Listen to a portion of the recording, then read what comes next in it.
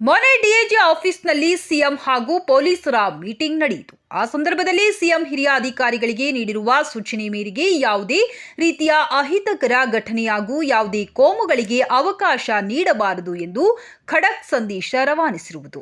ಈ ಮೇರೆಗೆ ಎಚ್ಚೆತ್ತುಕೊಂಡಿರುವಂತಹ ಪೊಲೀಸ್ ಇಲಾಖೆ ರೌಡಿ ಶೀಟರ್ಗಳು ಈ ಹಿಂದೆ ಕೋಮು ಗಲಭೆಯಲ್ಲಿ ಯಾರು ಭಾಗಿಯಾಗಿದ್ರು ಅವರನ್ನ ಠಾಣೆಗೆ ಕರೆಸಿ ಖಡಕ್ ವಾರ್ನಿಂಗ್ ಕೊಡಲಾಗಿದೆ.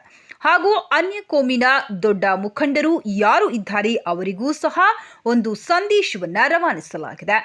ನಮ್ಮ ಈ ಮುಜರಾಯಿ ಇಲಾಖೆ ಸಚಿವರಾದಂತಹ ರಾಮಲಿಂಗಾರೆಡ್ಡಿ ಅವರು ಜನವರಿ 22, 24ರಂದು ಅಯೋಧ್ಯೆಯಲ್ಲಿ ಶ್ರೀರಾಮನ ಮೂರ್ತಿ ಪ್ರಾಣ ಪ್ರತಿಷ್ಠೆ. ನಮ್ಮ ಈ ಮುಜರಾಯಿ ಇಲಾಖೆ ಸಚಿವರಾದಂತಹ ರಾಮಲಿಂಗಾರೆಡ್ಡಿ ಅವರು ಜನವರಿ 22, 2024ರಂದು ಅಯೋಧ್ಯೆಯಲ್ಲಿ ಶ್ರೀರಾಮನ ಮೂರ್ತಿ ಪ್ರಾಣ ಪ್ರತಿಷ್ಠಾಪನೆ ನಡೆಯಲಿರುವ ಅದೇ ಸಮಯದಲ್ಲಿ ನಮ್ಮ ರಾಜ್ಯದ ಎಲ್ಲಾ ಮುಜರಾಯಿ ಇಲಾಖೆ ದೇವಸ್ಥಾನಗಳು ಸ್ವಚ್ಛತೆಗೊಳಿಸಿ ಮಂಗಳಾರತಿ, ಪೂಜೆ ಪುನಸ್ಕಾರಗಳು ನಡೆಯಬೇಕೆಂದು ಸ್ಪಷ್ಟ ಆದೇಶ ರವಾನಿಸಿದ್ದಾರೆ. ಹಾಗೂ ಆ ದಿನದಂದು ಎಲ್ಲಾ ರೀತಿಯ ಶಾಲೆಗಳಿಗೆ ಅರ್ಧ ದಿನ ರಜೆಯನ್ನು ನೀಡಲಾಗಿದೆ.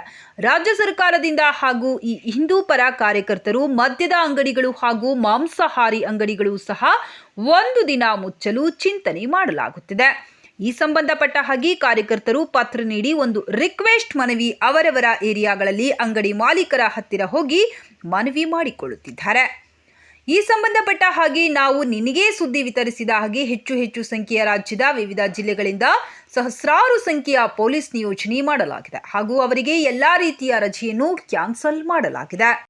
ಶ್ರೀರಾಮ್ ಜೈ ಶ್ರೀರಾಮ್ ಜೈ ಶ್ರೀರಾಮ್ ಜೈ ಶ್ರೀರಾಮ್ ಜೈ ಶ್ರೀರಾಮ್ श्यावर रामचंद्र की जय श्यावर रामचंद्र की जय श्यावर रामचंद्र की जय जय श्री राम जय श्री राम जय श्री राम जय श्री राम जय श्री राम जय श्री राम.